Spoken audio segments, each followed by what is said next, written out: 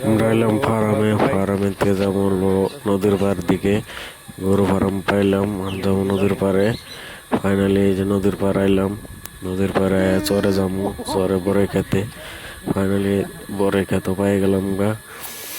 মৌসুমটা খারাপ, তার মানে ঝড় তুফান আওয়ার সমস্যা আছে, যে তুফান আয় পড়ছে। তুফান আইলো, তামাম বাতাস, বৃষ্টি নামতেছে। বৃষ্টি নামার পরে আমরা এখন তার মানে খড়ি দামার করে কাটলাম, কাইডা গেলাম গা।